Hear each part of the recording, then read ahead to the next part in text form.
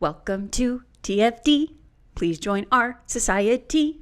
You get tons of free goodies and exclusive videos every single month, and so many other awesome things, including office hours with me.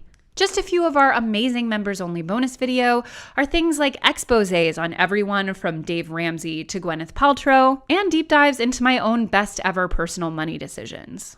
Join. Hit the join button.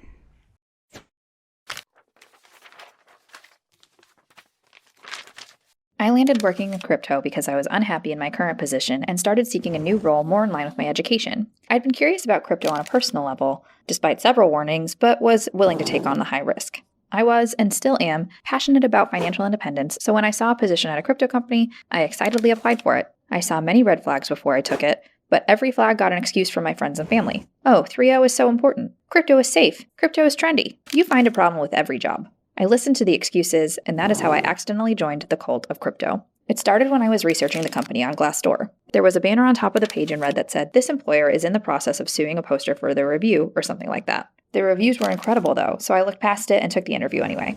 This is where things already started to go wrong. When I asked what the pay was for the position, I was told they don't disclose that for security, but then demanded I tell them my range.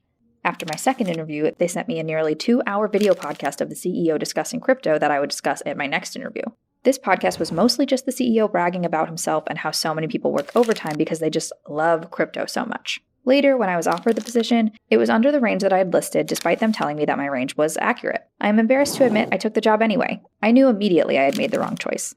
At this company, you cannot critique anything without them throwing your NDA at you. If you opposed the views of the CEO, who was never mentioned by name, only by his personalized emoji in Slack, he would decide you didn't fit the culture. An article was released about the CEO by a whistleblower, and based on my own experience at the company, I do believe their claims. The day the article came out, the CEO posted on Slack and acted like a petulant toddler. He slammed the whistleblower and hours later sent us a list of commandments with specific PR instructions for answers to questions people may ask us. How I feel about crypto, how much I liked our CEO, and how we discuss guns at work were at the top of the list. A few days later, Roe v. Wade was overturned, and the male-dominated company got on Slack and proceeded to say women who had abortions were evil. The conversation was not stopped. I was not allowed to tell anyone where I worked or post it on LinkedIn. They tried to write this off by saying it was for security, but every year we had to attend a webinar that reminded us of this. The part I remember most vividly is not talking about my job or company at a loud, crowded bar because a hacker could overhear everything and I would be an instant target. Other ways we upheld great security, we had 4 different email addresses. I was not allowed to use Google. They had multiple company addresses. Anything I did had to be encrypted, and only Slack could be on my phone. This is probably a great practice in theory, but the only thing it did was isolate employees. If you wanted to do anything outside of work, you had to get permission from the company, which I get if you want another job, but people took the ask so seriously we had people asking if they could do the simplest things, like asking if they could do things outside of work that weren't banking, crypto, or even work-related, things as simple as joining a recreational activity. Now for the crypto obsession. When I started, I set up a meeting with the benefits team because I had questions. At the end of the meeting, the benefits member laughed and asked, "May I ask a personal question?" I love benefits and money talk, so I said yes. He asked me why I was pulling out money for retirement, so I gave him a breakdown. Apparently, I was part of less than 10% of the company that was actually utilizing the retirement benefit. They didn't match anything, it was just a standard personal account. Everyone else got their retirement sent to their crypto account. Not only that, a large majority of employees got 100% of their pay in crypto. If you were one of the employees who got fiat, people would talk down to you and get honestly frustrated when you refused to get full crypto. I was working on a project where I had to double check that employee bank information matched what 2 different systems showed. One man responded sincerely, "I do not receive slave money." This still keeps me up at night. I will admit and say that I had less than 1% of each paycheck go into crypto, and in order for that to happen, I had to route my pay into the company's account so that it could then go into my personal account.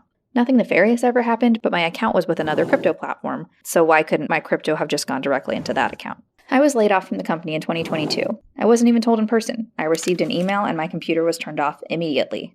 This layoff was ironic to me because they, A, swore up and down that they would not be doing layoffs, and B, crypto was a response to the 2008 recession as a way to make recession-proof money. As we are potentially heading towards a recession, shouldn't crypto have been booming? I feel like I was targeted in some ways. I was always questioning the way we did things, and I had no problem speaking up if I saw disrespect or something morally questionable. I definitely learned a lot through this experience.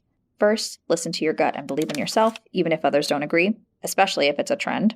Second, ask questions in job interviews. I asked questions, but I learned they weren't the right ones later. Asking questions in your interview is your time to advocate for yourself, and I would have made a different decision if I had asked different questions and trusted my gut. In the future, I will advocate for myself earlier.